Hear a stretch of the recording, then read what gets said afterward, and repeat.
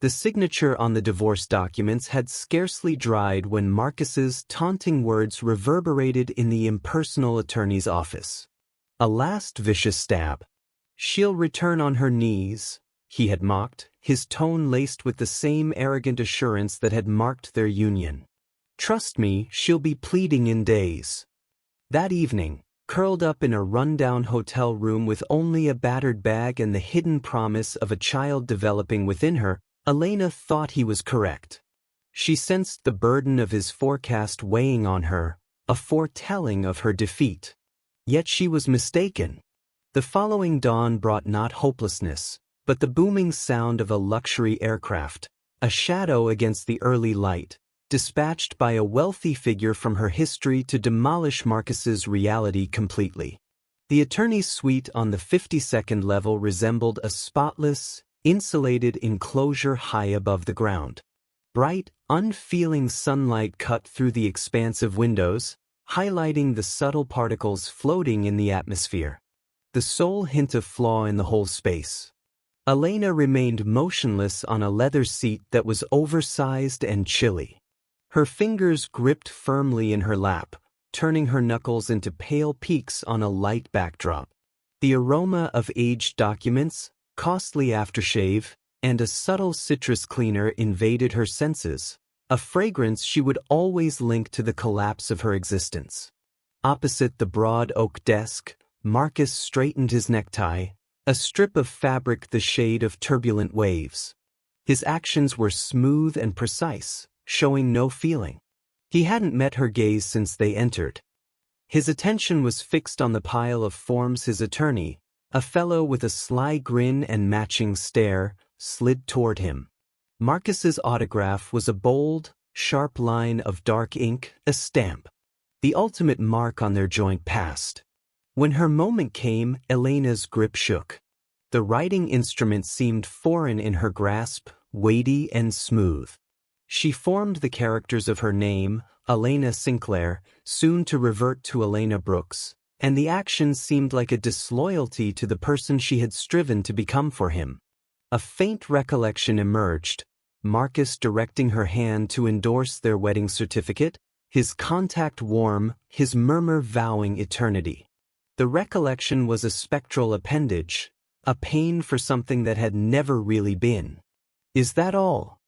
Marcus's tone sliced through her daydream.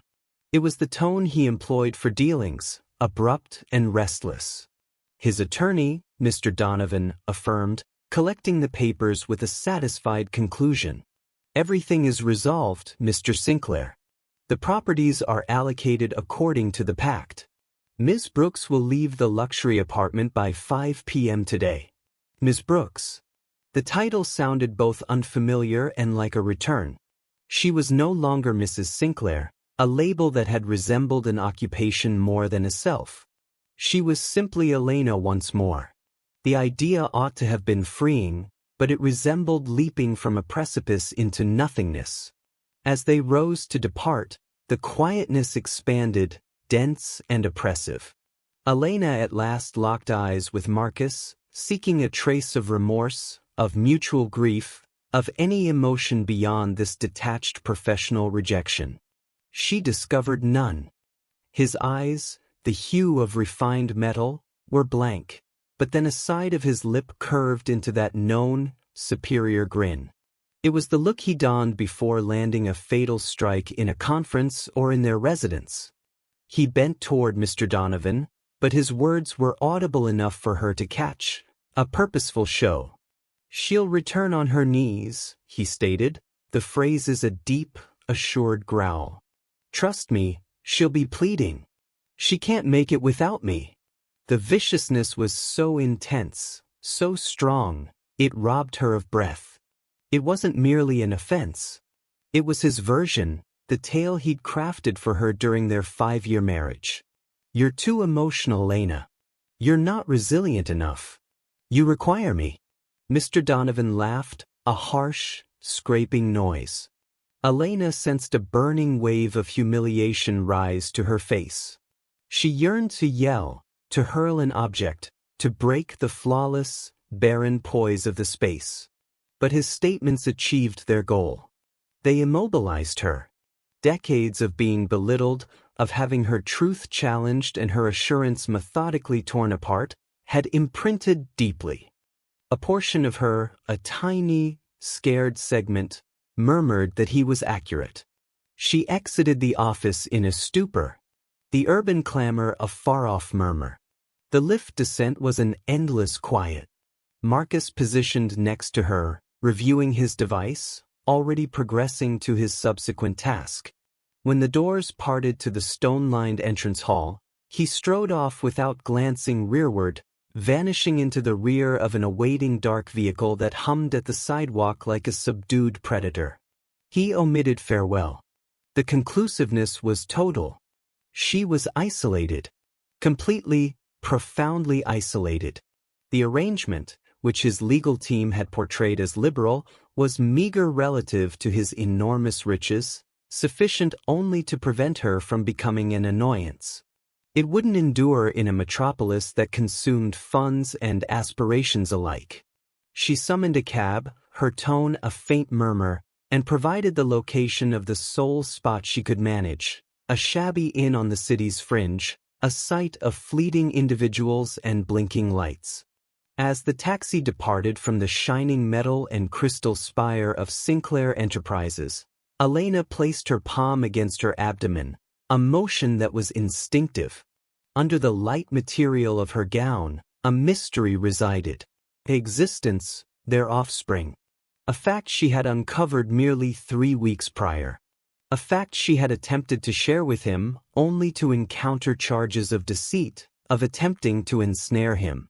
A timely revelation, Elena, he had remarked, his tone infused with frost. Don't offend my intellect.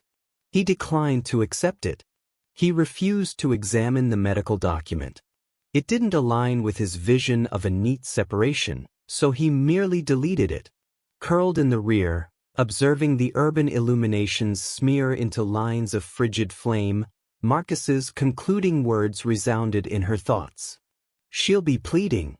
Tears she had withheld before him now cascaded down her cheeks, warm and mute. In that instant, in the choking hold of terror and desolation, she trusted him. How could she endure? Expectant, destitute, and thoroughly shattered. He had triumphed. He had seized all. The inn-chamber was a display in tan and earth tones, a harmony of diminished hopes. The flooring, a swirling design of unclear marks, felt adhesive beneath her tired shoes. The atmosphere was dense with the remnants of countless isolated evenings, old tobacco fumes, inexpensive deodorizer, and a base note of disinfectant that couldn't fully remove the hopelessness. A lone uncovered light in the overhead fixture emitted an unhealthy ochre shine, transforming the space into a yellowish enclosure. Elena placed her bag near the entrance. It was a compact, scratched hide container, the one she'd possessed prior to Marcus, an artifact from an existence she scarcely recalled. It held several outfits, a few personal items, and a tattered softcover book. The entirety of the individual belongings she'd been permitted to collect from the luxury apartment. All else, the artwork, the high-end attire, the meticulously arranged existence, had pertained to Mrs. Sinclair, and Mrs. Sinclair was now obsolete. She collapsed onto the bed's edge. The padding protested with a creak. Its coils a group of fatigued exhales. She gazed at the moisture-marked roof, following the vague chart-like designs with her vision. This was it, the initial evening of her fresh existence. Liberty. It resembled less emancipation and more being set loose in a frigid, dark sea. Marcus's words repeated in her brain, a harsh, unyielding cycle. She can't endure without me. He had orchestrated this. He hadn't simply separated from her. He had sought to obliterate her. The disparity in influence had existed from the outset, a faint undertow that had expanded into a surge.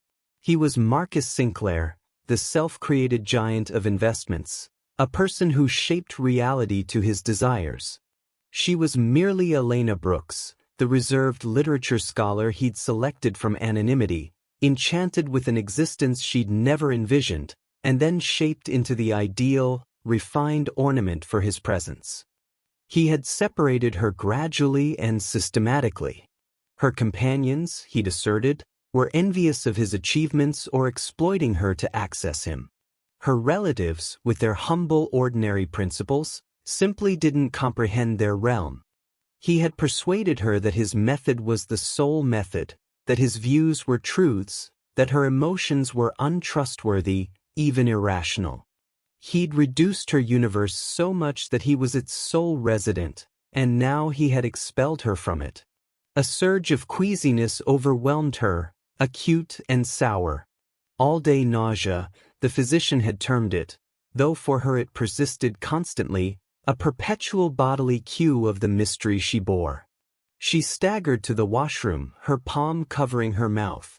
The image reflecting from the fractured mirror was an unfamiliar person. Her complexion was ashen, her eyes broad and tormented, bordered by shadowy rings of weariness.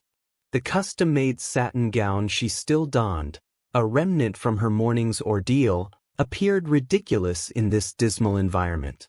She was a specter, lingering in the debris of a life constructed on falsehoods. He had never cherished her. He had cherished the concept of her, attractive, compliant, clever enough to be engaging, but not excessively to pose a danger, someone he could dominate. The pregnancy had been an unexpected factor, a disruption in his precisely organized existence, and he had managed it with the identical merciless precision he used on a declining investment. He minimized his damages. She removed the gown, allowing it to drop into a silky pool on the filthy tile floor. She positioned under the feeble, tepid stream of the shower, cleansing her skin as if she could rinse away his contact, his odor, his sway. But the shiver she experienced was profound, a chill no quantity of warm water could reach. Enveloped in a worn cloth, she huddled on the bed, the dread a vital entity in her core. How was she going to manage this? The funds in her account would scarcely cover several months' lease on a small unit, much less the expenses of maternity care, of delivering a child. She had no employment, no current professional background. The literature center she had envisioned establishing had been rejected by Marcus as an adorable pastime, a diversion from her actual responsibilities as his spouse. Rest seemed an unattainable extravagance. Each time she shut her eyes, she envisioned his face, that assured grin, and heard his voice declaring her ruin, pleading. The term was an imprint on her spirit. At some point in the dim hours before sunrise, fatigue ultimately overtook her. Her slumber was superficial and restless, interrupted by visions of plummeting, of submerging, of being confined in mute, shrieking chambers. She was awakened abruptly by a noise that was out of place. It was a deep, potent hum, a sound of sophisticated machinery that pierced the typical array of far-off alarms and thundering vehicles. It was near, too near. Pulse racing, Elena approached the window cautiously and lifted a section of the dirty drape. Her respiration halted. Stationed right outside her indoor, shining beneath the flashing sign, was a black limousine. It was elongated, streamlined, and exquisitely refined. A beast in a scrapyard. It was the type of vehicle that didn't merely imply affluence. It proclaimed it. A muted, commanding declaration of authority. Her initial idea was, Marcus? He'd arrived to boast, to witness her in this miserable condition, to validate his claim. A frigid terror enveloped her. But this wasn't Marcus's vehicle. His was a bespoke luxury sedan, a more showy exhibit. This was distinct, more refined, yet somehow more daunting. The driver's entrance swung open, and a man in a sharp, shadowy outfit emerged. He was tall and expressionless, his demeanor inscrutable. He didn't near her door. Rather, he proceeded to the back passenger entrance and opened it with a silent, respectful action, as if for nobility. He remained there, maintaining the door, his stare directed at her window. He wasn't surveying the space broadly. He was staring straight at her. He knew she was present. A tap, gentle but resolute, resounded on her door. Elena stiffened, her grip still on the drape. It couldn't be Marcus. This wasn't his approach. His malice was spoken, mental. This seemed different. This was entirely separate. Her thoughts raced, sorting through a list of overlooked contacts from her earlier existence. Who could possibly be aware she was here? The tap repeated, somewhat more persistent now. It wasn't menacing, but it was evident the individual outside would not be dismissed. Collecting the thin-in cover around her shaking form, Elena inhaled deeply. She didn't know if she was advancing toward a peril or a salvation, but she recognized one certainty without doubt. She couldn't remain in this chamber. The most extended night of her life had concluded. Morning was arriving, and something or someone had just appeared. Elena's palm lingered over the inexpensive metal handle, her heart a wild beat against her chest. Every reflex sharpened by years of navigating cautiously around Marcus's tempers urged her not to unlock it.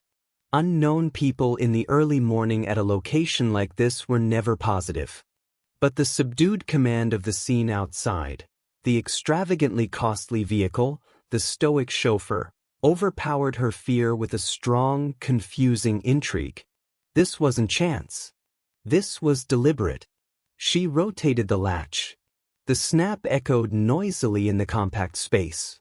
The door opened inward with a complaining squeak. Positioned on the broken pavement path was not the chauffeur, but a lady. She was in her late 50s with compassionate, wise eyes and gray hair drawn back into a strict but graceful bun. She wore a plain, impeccably fitted charcoal suit. Her demeanor was one of serene expertise. Yet there was a gentleness around her lips that immediately relaxed Elena. "Miss Brooks?" the lady inquired, her tone steady and harmonious. "My name is Sophia Reed. I've been dispatched to fetch you." Elena held the cover more securely. "Fetch me? I don't comprehend. Who dispatched you?" Sophia provided a minor, comforting grin. "My boss would rather clarify personally. He was very adamant that we retrieve you promptly. He was worried about your condition." The term lingered in the fresh morning breeze. Worried about your condition. The expression was so alien, so contrary to her recent experience that Elena nearly chuckled. Worry was not a commodity in Marcus's domain. "I'm not going anywhere," Elena stuttered, even as she realized it was untrue. The filth of the in-chamber behind her was a compelling counter. "You have the incorrect individual. Elena Brooks, previously Sinclair, lately completed her separation from Marcus Sinclair, completed studies at Harvard with a master's in literature, raised in Oak Ridge, a modest village in the countryside." Sophia listed the particulars not as a charge, but as a straightforward declaration. "There is no error. We have a tire for you in the vehicle and a meal if you desire. We have a journey to make, a journey." The magnitude of it, the pure boldness caused a spinning sensation in Elena. This was beyond her understanding. Her intellect, still entangled in the pain of the previous day, fought to handle the data. "Please, Miss Brooks," Sophia stated, her manner mild but determined. "He is awaiting. I can guarantee you are in no peril. In fact, the reverse." Something in the lady's firm stare, a profound, steadfast honesty penetrated Elena's alarm. She glanced beyond Sophia to the awaiting limousine. A quiet, dark assurance of a realm distant from this one. What did she have to forfeit? A marked bed and a destiny shaped by her former spouse's harsh prediction. She nodded, a brief, abrupt motion. "Allow me just a moment." She shut the door and proceeded mechanically. She clothed swiftly in the basic pants and top she had packed, her hands quivering as she donned them. She glimpsed her image one final time. The lady in the mirror was still pallid, still alarmed, but a small glint of something fresh sparkled in her eyes. It wasn't optimism. Not yet. It was confusion. When she emerged from the chamber, bag in hand, the chauffeur appeared without sound, taking the luggage from her before she could object and storing it in the rear compartment. Sophia maintained the vehicle door for her. The inside was a haven of gentle ivory hide and refined wood. The atmosphere carried a light scent of lavender and pine. It was so hushed the exterior world appeared to vanish. On the seat facing her was a soft wool blanket, a container of water, and a compact thermal pouch. As the vehicle departed from the inn, Elena didn't glance backward. The limousine advanced with a noiseless, mighty elegance, sliding through the stirring metropolis like a spirit. Sophia sat adjacent, honoring her quietness, forming a haven of tranquility. Elena opened the thermal pouch. Within was a heated pastry, fresh produce, and a container of soothing infusion. She consumed gradually, the basic act of sustenance a relief to her worn nerves. They traveled not deeper into the metropolis, but toward its borders, to a lesser private landing strip she was unaware existed. There were no throngs, no extended checks. The vehicle proceeded straight onto the pavement, halting at the foot of a streamlined silver private aircraft whose motors were already humming gently. The morning sunlight was just rising over the edge, coloring the vapors in tones of pink and yellow. For the first time in what seemed like forever, Elena observed the splendor of the sunrise.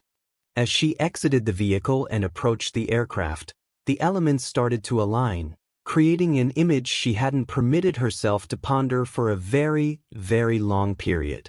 There was only one individual she had ever encountered with this degree of riches, this sort of subtle, restrained authority. An individual who knew her background, who knew her origins, a specter from her youth. A shape emerged at the peak of the aircraft steps, outlined against the luminous interior glow. He was tall and slender, attired in a plain dark pullover and slacks, but he carried them with an inherent assurance.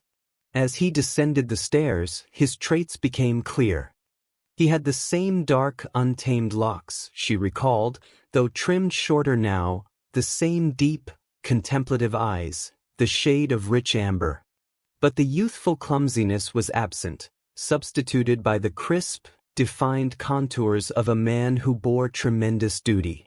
The previous time she had seen him, he had been a grant recipient with mended clothing and an intense, eager intellect. Now he directed the environment around him with a calm, natural command. He halted a few paces from her, his hands in his pockets, a motion she identified from their adolescence. A hint of a smile, tentative and colored with something she couldn't fully interpret, perhaps sorrow, graced his lips. "Elena," he uttered, his tone a deep, known resonance that echoed through the years of absence. And the name, a name no one had used for her since she was young, a name Marcus had loathed, shattered the last barrier of her poise. "Ethan," she exhaled, the name a breath of incredulity. Ethan Caldwell, the specter of a vow made 2 decades prior in a starlit cabin beneath a cover of summer foliage, had just appeared on a private landing strip, prepared to cushion her descent. The inside of the elite jet was less a compartment and more a soaring opulent suite. Soft hide chairs, refined timber covering, and matte metal details formed an ambience of peaceful, simple luxury. It was a universe distant from the public journeys Elena had sometimes taken with Marcus, where even premium seating felt cramped and staged. Here there was only the gentle buzz of the motors and the immense, infinite azure of the heavens outside the broad curved openings. Ethan motioned for her to sit, a comfortable armchair that rotated to confront a similar one across a minor decorated surface. Sophia Reed offered them a subtle inclination before vanishing toward the aircraft's front, leaving them in a sphere of paused actuality. 30,000 feet above the realm that had crushed Elena's existence. Quietness, dense and laden with unvoiced past, settled among them. Elena gazed at the man across from her, attempting to align the Ethan she knew with the one present now. The Ethan of her memory was a tall, fiercely smart youth who always had oil beneath his nails from fixing old machines and marks on his digits from the volumes he absorbed. He was the youth who had sat beside her in advanced science, who had calmly clarified algebra to her until it ultimately clicked. He was her closest companion, her trusted advisor, the counterpart of an agreement to flee their tiny stagnant village and dominate the globe. Then his parent had passed. His mother had relocated them to the West Coast to join relatives. And suddenly he was absent.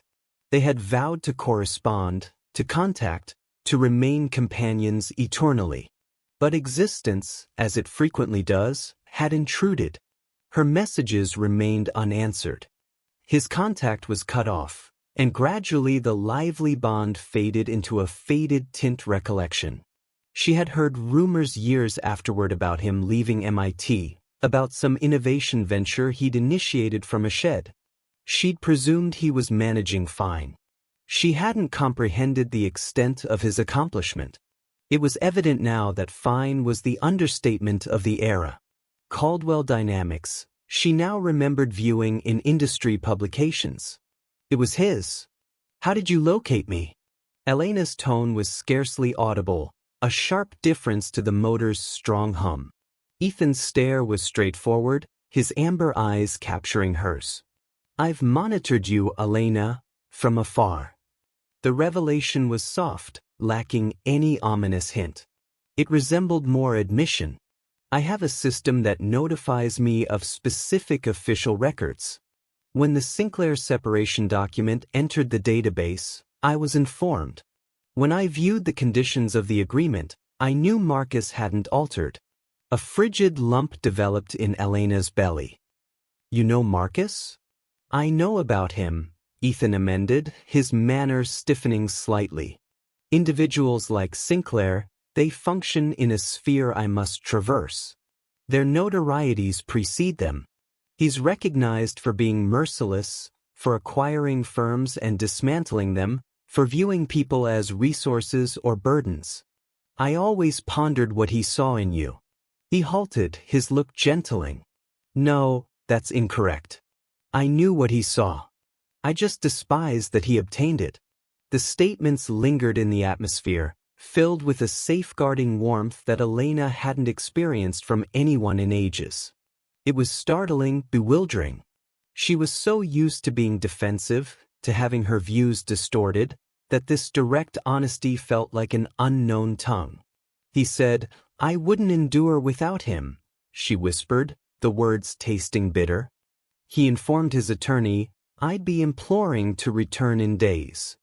A tendon tightened in Ethan's cheek. The cabin air appeared to spark with a sudden restrained fury. "He's an idiot," he declared, the terms sharp and exact. "He confuses reliance for frailty. He never comprehended your resilience, Elena. He likely never even searched for it." The basic affirmation, the steadfast faith in her, was a potent remedy to Marcus's venom. Tears threatened her eyes, but she resisted them. She wouldn't weep. Not any longer. An attendant, as subtle and skilled as Sophia, appeared and presented beverages. Elena requested water while Ethan asked for plain coffee. The ordinary routine of the instant felt dreamlike. "Where are we heading?" she inquired, following a moisture circle on the refined surface. "To my residence in Montana," he responded. "It's peaceful, isolated. You'll be secure there. You can reflect, relax, determine your next steps. No demands, no anticipations." Montana. The term evoked visions of broad expanses of peaks and boundless heavens. The complete antithesis of the ornate enclosure she'd occupied in Chicago. The concept was both frightening and thrillingly freeing. Why Ethan? The query was the one that had been shouting in her mind since she saw his face. "Why are you doing this?" We haven't communicated in what, 15 years? He consumed a gradual sip of his coffee, his stare wandering to the clouds beyond the opening. For an instant, she saw the youth again, the reflective, inward-looking adolescent grappling with an issue too intricate for a basic response. When my mother and I relocated, he started, his tone low and thoughtful. Circumstances were dire, worse than I ever shared. We possessed nothing. The initial years were a battle. He glanced back at her, his eyes containing a cosmos of suffering she had never known. I attempted to correspond. I had a collection of messages I never dispatched. Why? She questioned, her tone breaking. Embarrassment, he confessed, the term plain and bare. You were attending Harvard, experiencing this vibrant, radiant existence I felt excluded from. I was laboring 2 positions, barely surviving, attempting to create something from zero. I felt like a disappointment. I convinced myself I'd connect when I had something to provide, when I wasn't the welfare case from the poor area anymore. And then time escaped. I spotted you at an event once years ago. You were with him. You resembled a china figure on a display, lovely and fragile and inaccessible. I didn't approach. It seemed like I'd forfeited my opportunity. His admission was a lock opener, releasing a segment of her history she had sealed. His quietness hadn't been dismissal. It had been a barrier for his own agony, his own dignity. All these years she had believed he had overlooked her. But he had been observing, anticipating. She extended her hand across the surface, a hesitant, quivering action. He responded immediately, his fingers warm and firm, surrounding hers. It wasn't a romantic contact. It was a link, a completion of a pathway that had remained open for 15 years. In the soft hum of the aircraft, flying miles above the ground, Elena felt the initial delicate strands of a lost sensation, security.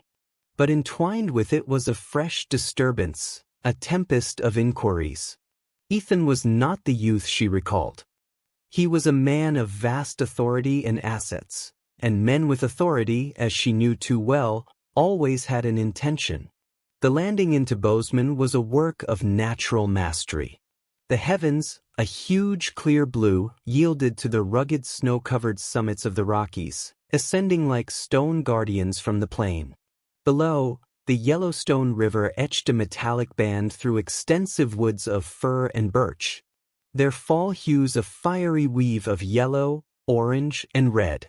It was a primitive, wild splendor, a harsh and awe-inspiring difference to the cement valleys of Chicago. The aircraft touched down with a soft jolt on a private strip embedded in the valley. As Elena stepped onto the pavement, the breeze struck her first. It was pure, sharp, and so cold it resembled a tangible purification, cleansing the lingering dirt of the metropolis from her breath. The quiet was deep, interrupted only by the murmur of the wind through the firs and the far cry of an eagle soaring above. A sturdy dark SUV awaited. Ethan retrieved her bag from the attendant, positioning it in the rear himself before holding the passenger entrance for her. The basic act of politeness felt both outdated and profoundly reassuring. Marcus's chauffeurs had always managed the baggage. Marcus himself had never held an entrance for her. The journey from the strip was brief, meandering through thick clusters of birch, whose foliage quivered like golden tokens in the gust. They encountered no other vehicles, observed no other indications of existence. Then the trees parted, and Elena inhaled sharply. Situated on a soft elevation overlooking the plain was Ethan's residence. It was not a palace in the conventional flashy manner. It was a remarkable creation of design, an expansive building of crystal, fir, and deep slate rock that appeared to emerge naturally from the terrain. It was contemporary and simple, yet radiated a strong natural coziness. Panels of crystal framed the grand mountain vistas, obscuring the boundary between interior and exterior. It was a stronghold of isolation, A haven constructed to welcome the wildness, not overpower it. "Welcome to the lookout," Ethan said softly as he stopped the vehicle. "The lookout? I enjoy observing the falcons," he said with a subtle smile. "And it's a spot to feel free."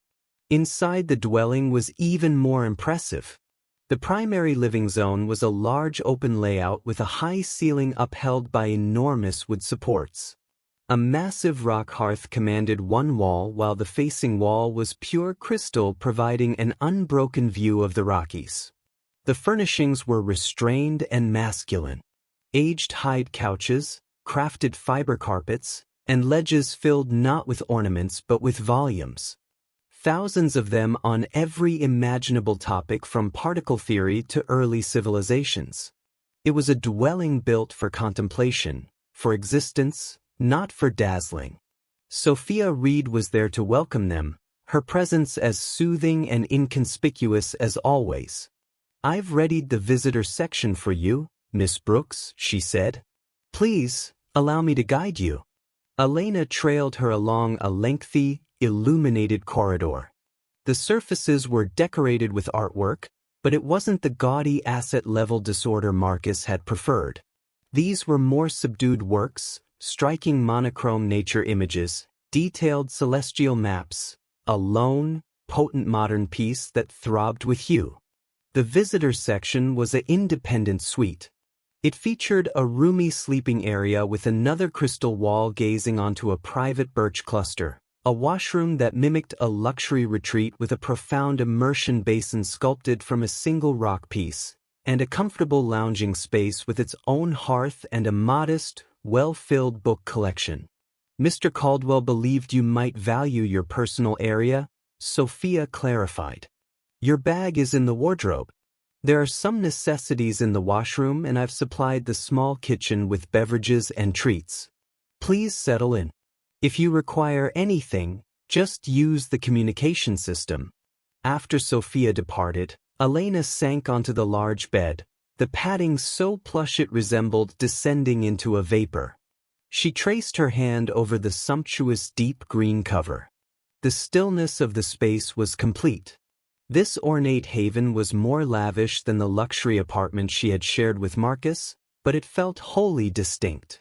Marcus's residence had been a display area, a platform for his triumph. Every item selected for its cost and its capacity to impress his visitors. This was a home. It possessed an essence. But the very flawlessness of it, the pure magnitude of Ethan's riches and planning, sparked a known unease. She had just fled one ornate enclosure. Had she merely entered another, grander one? Marcus had utilized his riches as an instrument of dominance. His presence always included conditions, his liberality an obligation to be settled with obedience and worship. He had purchased her fidelity, her quietness, herself.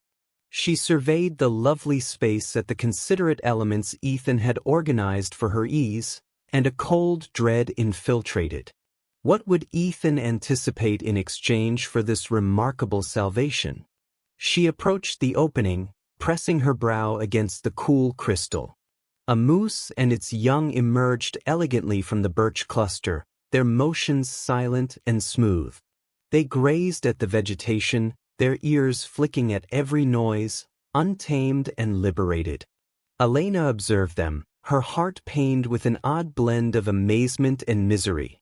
She was secure for now. She had a location to recuperate, to mend, but she was still fully reliant on the benevolence and the might of a man she scarcely recognized anymore. Ethan's intentions stayed an enigma, an intricate puzzle she couldn't yet resolve. Was this the deed of a distant companion settling a youthful tie? Or was it something additional? Was he saving the girl he recalled, or obtaining a fresh, intriguing endeavor? The quiet of the peaks seemed to encroach on her, immense and commanding. She had been rescued from submerging, extracted from the ruins of her existence. But as she stood in this lovely, silent dwelling, she couldn't dispel the sensation that she was still restraining her breath, awaiting the other development, awaiting to discover the genuine price of her deliverance. That night, a blaze thundered in the grand space's enormous fireplace, its wavering glow projecting moving shades on the elevated supported roof. The fragrance of fir and timber saturated the air, a reassuring natural scent. Outside, the sun had descended below the Rockies, leaving the heavens a wounded palette of purple and navy dotted with the initial keen sparkle of stars. Elena had switched into a gentle wool top and pants she'd discovered carefully arranged in the wardrobe, basic, cozy garments in her dimensions. The silent thoughtfulness of the action was both moving and disturbing.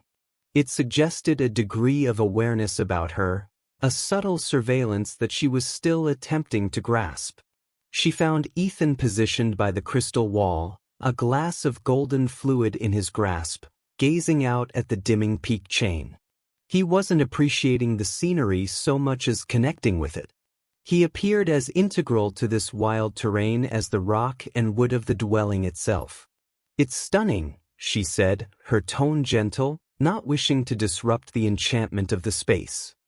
He pivoted and the fire glow captured the warmth in his eyes. "It's the only location I can contemplate," he said. "The metropolis. It's too noisy. Not the audio, the interference, the disturbance from others' goals, their hopelessness. Out here, the message is sharper." He indicated the hide couch near the blaze. "Please rest." He filled a tumbler of water from a glass vessel and placed it on the coarsely carved timber surface before her.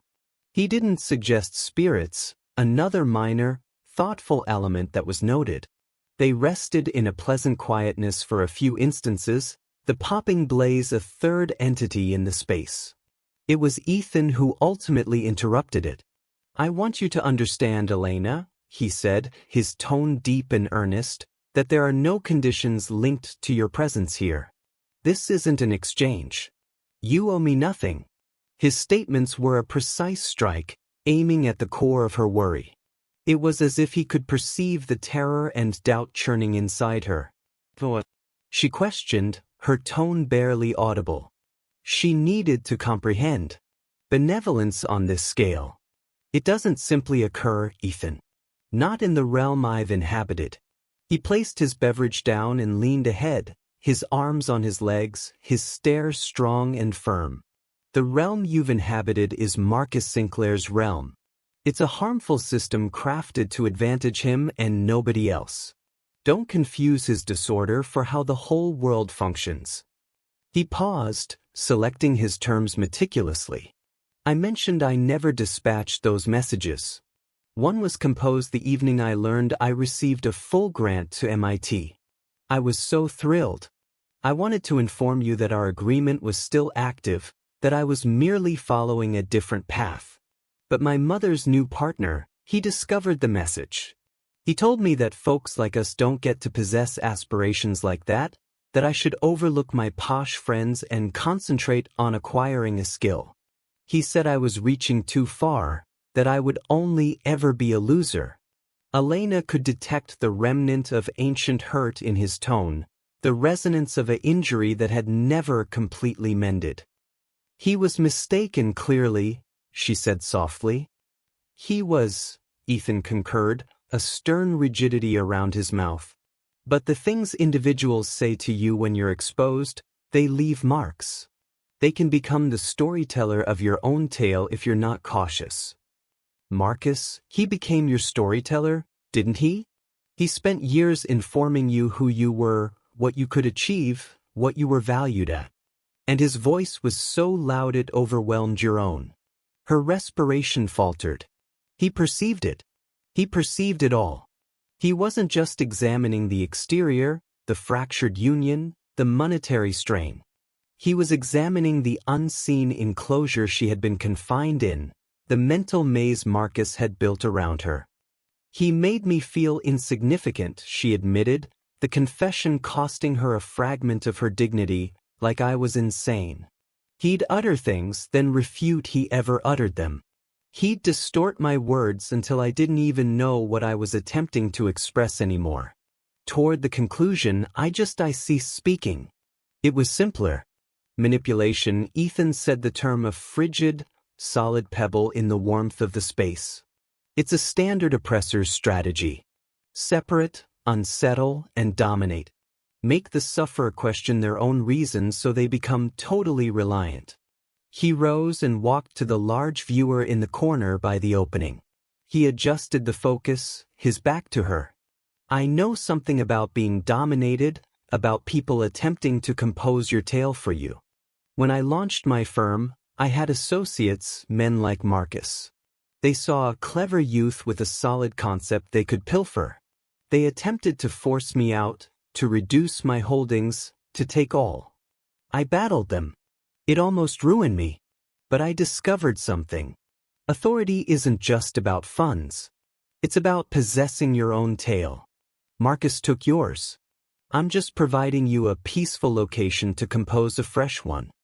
He turned back to her, his demeanor indecipherable in the wavering glow. That's why I'm doing this, Elena. Because no one should have their voice pilfered. And because someone a long time ago told me I could construct aircraft if I desired to. And for the first time in my existence, I believed it was feasible. He was referring to her. She recalled that day resting in their cabin, drawing plans for a vessel on a tissue while he described celestial mechanics. She had looked at him with his intense eyes and brilliant intellect, and had said it without hesitation. You could do that genuinely, Ethan. You could construct aircraft. A single tear, warm and weighty, escaped and followed a trail down her cheek. It wasn't a tear of sorrow or terror. It was a tear of liberation. He didn't advance to soothe her, didn't hurry to occupy the sentimental area. He granted her the respect of her own instant. A silent deed of esteem that was more soothing than any hug could have been. Later that evening, as she lay in the extraordinarily comfortable bed, gazing through the crystal wall at the cover of stars, so distinct and radiant out here, distant from the metropolis's shine, she contemplated star patterns. They were just arbitrary specks of illumination, but people had connected them, creating narratives, champions, and legends. Marcus had connected a pattern around her existence and told her it was a prison. Ethan was proposing she could connect a new one. For the first time in 5 years, as she drifted to slumber, she didn't hear Marcus's voice in her head. She heard the snap of a blaze, the murmur of the breeze, and the faint, groundbreaking resonance of her own overlooked resilience. The subsequent days passed in a gradual, restorative pattern. Elena slept more than she had in years, profound, renewing slumbers, free from the persistent worry that had been her constant associate. She awoke late to the view of sunlight spotting through the birch foliage, and drank infusion in her private lounging space, observing the animals roam past her opening. She took extended solitary strolls along the fir-scented paths that intersected Ethan's extensive land. The sharp mountain breeze a relief to her spirit. Ethan was a spectral presence. He left her to her isolation, an action she was deeply thankful for. He was there, a consistent, non-intrusive force in the setting, but he never encroached on her. They would occasionally share a calm morning meal or a basic evening meal prepared by his caretaker, a warm elderly lady named Maria Gonzalez. Their discussions were relaxed, shifting from volumes to artwork to the evolving weather. He never once inquired about Marcus, never delved into the fresh, unmended injuries of her union. He provided her area. He provided her tranquility.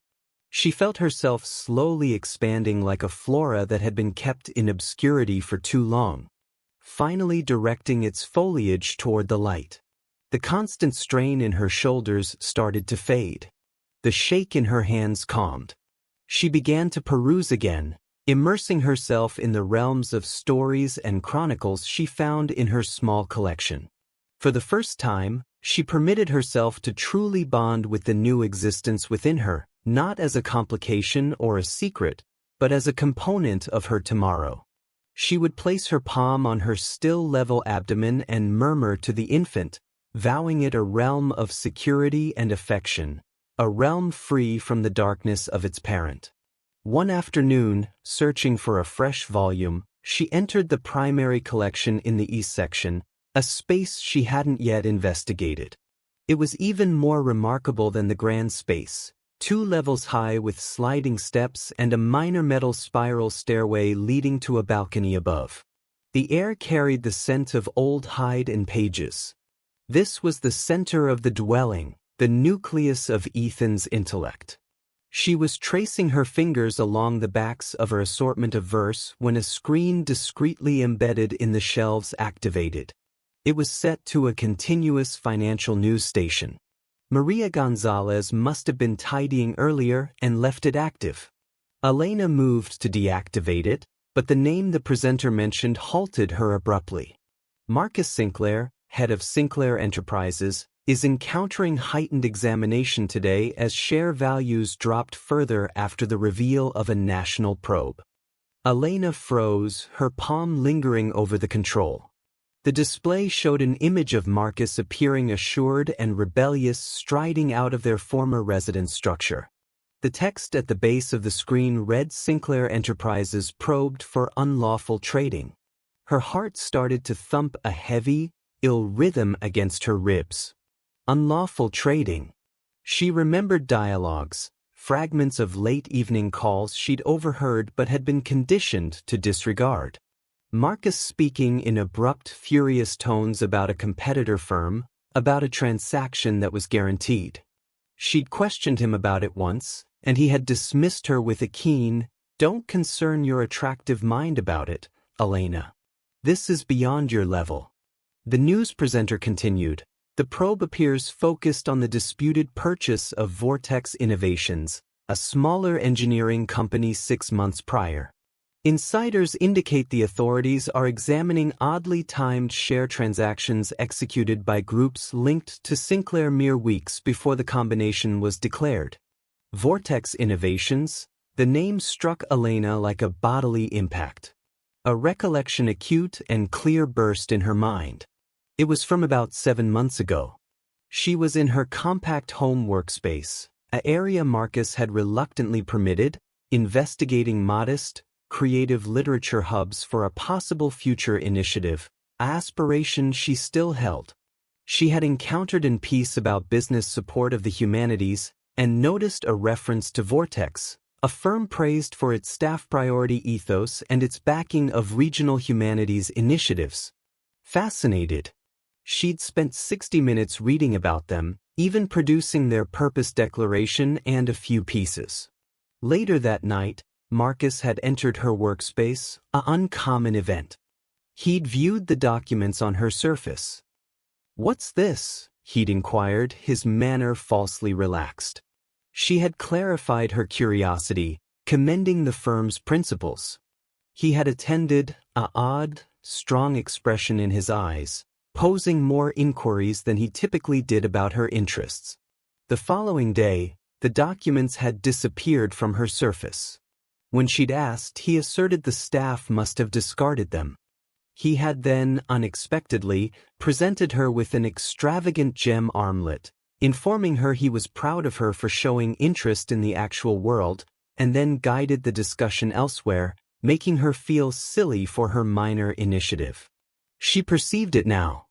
It hadn't been a coincidence. He hadn't been curious about her interest. He had been extracting data from her. Had he thought she had some internal access, or was he merely taking the name, an arbitrary clue she had innocently gathered, and incorporating it into one of his plots? He had exploited her. Her harmless investigation had become an instrument in his business plundering. The armlet hadn't been a present. It had been a diversion, a glittering item to make her forget. The space began to rotate. The extent of his control, the way he had twisted even her most innocent enthusiasms to serve his own avarice, was astonishing. She felt tainted, involved. A board groaned on the balcony overhead.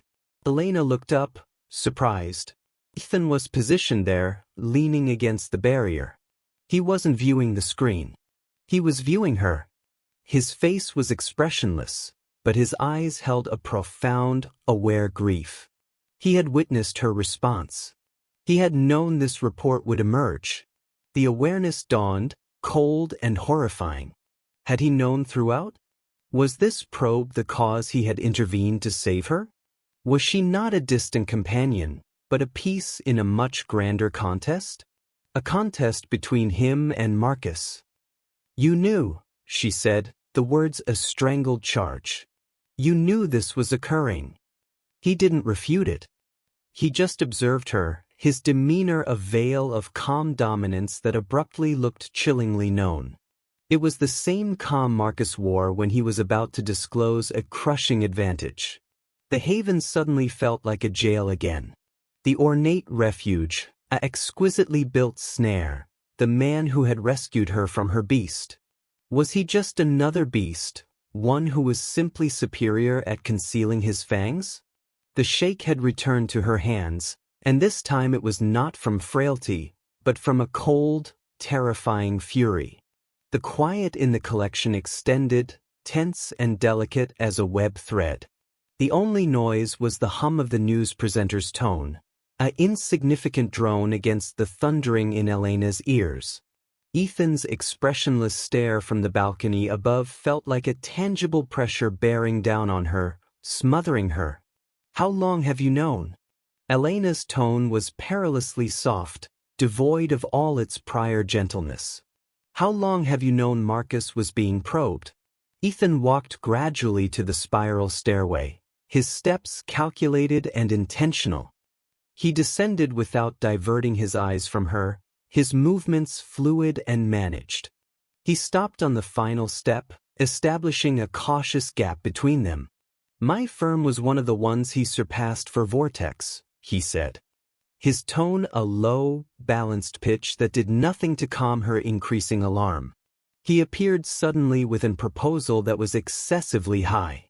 It didn't add up. It felt off from the start.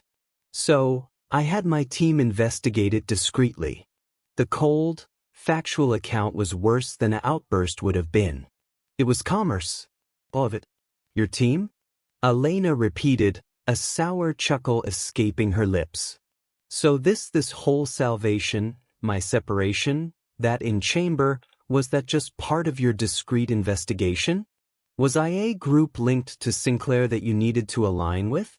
She could see the flash of hurt in his eyes at her charge, but his poise stayed total.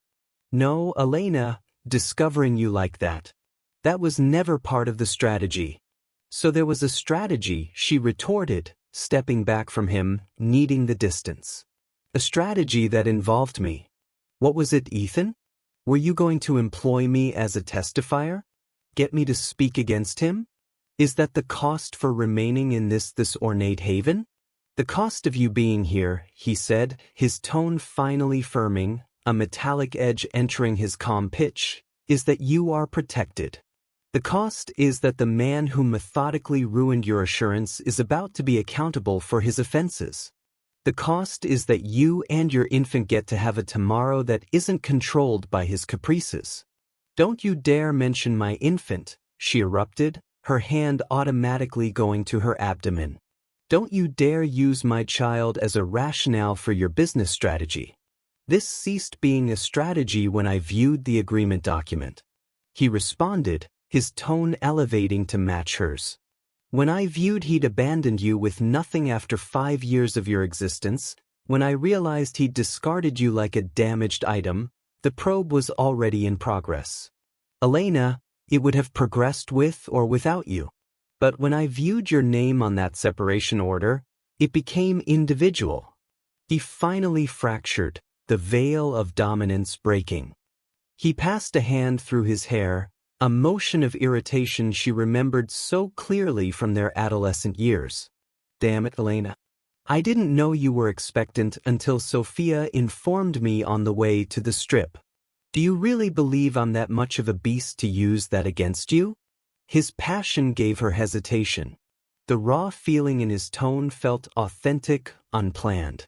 But she had been deceived by specialists. Marcus was a beast in a custom outfit, she said, her tone quivering. You're something else. You conceal your intentions behind benevolence. You control with reason and sanctuary. At least with Marcus, I knew the guidelines. What are your guidelines, Ethan? What do you really desire from me? He narrowed the gap between them, halting just a foot away. The pure intensity of his presence was overpowering. The fire glow cast his face in sharp contrast.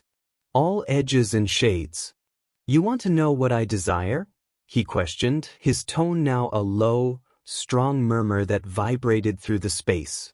I want to wipe out the last 15 years. I want to return to that cabin and tell you not to board that train to Chicago. I want to tell you to await me. I want the girl who trusted I could construct aircraft before a man like Marcus persuaded her she couldn't even manage her own existence. His admission, so raw and unforeseen, shattered her fury, leaving her vulnerable and shaking. This wasn't about Vortex. This wasn't about vengeance against a business competitor. This was about them. That girl is absent, Ethan, she whispered, the words a mourning. Marcus shattered her. No, he said, his tone fierce, his eyes piercing hers. He didn't. He eroded her. He interred her under layers of terror and insecurity, but he didn't shatter her. I see her. She's standing right before me. She's the one who had the resilience to finally endorse those documents. The one who endured that initial night isolated. The one who was courageous enough to board an aircraft with a Spectre. He extended not to contact her, but held his hand in the space between them, his palm exposed. An offering, an entreaty. I should have informed you about the probe, he said, his tone softening with remorse. That was my error. I was attempting to shield you from it, to give you an area to mend before the world intruded again. I was mistaken. I perceive that now. From here on, Elena, no more concealments, no more strategies you're not involved in. Just the reality. The collection was silent again. The news on the screen had progressed to another narrative. In the wake of their clash, a delicate, unsure area had emerged. He had deceived by omission, controlling the situations to bring her here, but his motives were a tangled confusion of remorse, long-standing fondness, and a fierce, safeguarding anger on her behalf. He hadn't just given her a secure port. He had given her a tomorrow, her own tomorrow, one she would construct with her own hands in the village where they had both started, a place she could finally truly call home. That evening, as the first flakes of winter began to float down from a gray heavens, Elena found him by the great opening, watching the tempest approach. She approached behind him and for the first time started contact, her hand resting gently on his arm.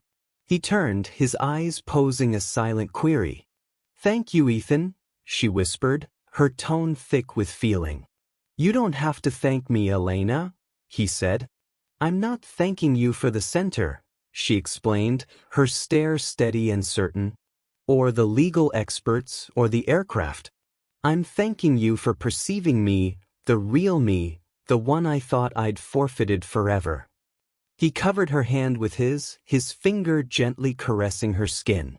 The touch was charged, a flow of warmth and long-suppressed feeling that passed between them. "I never lost sight of her," he said, his tone a low affection.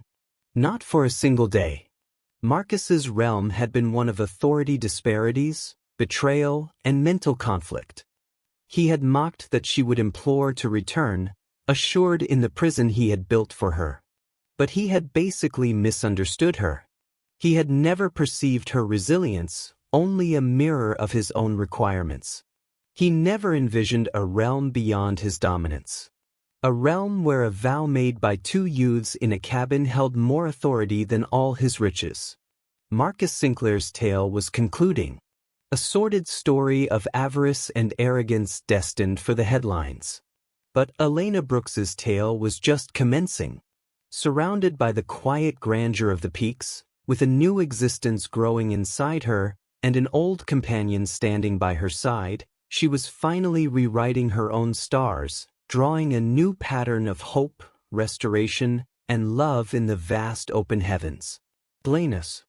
Journey from a muted spouse to the controller of her own fate demonstrates that the harshest prisons are the ones we don't realize we're in. Her tale is a proof to the quiet resilience that resides within us all and the power of a single act of benevolence to alter everything. Marcus was so certain of his authority, but he forgot that some bonds can't be purchased or shattered. If this tale of endurance, restoration, and the unexpected ways the history can rescue us connected with you, please give this video a positive mark, share it with someone who needs to experience it, and join for more stories of surmounting challenges. What did you think of Ethan's deeds? Let us know in the responses below.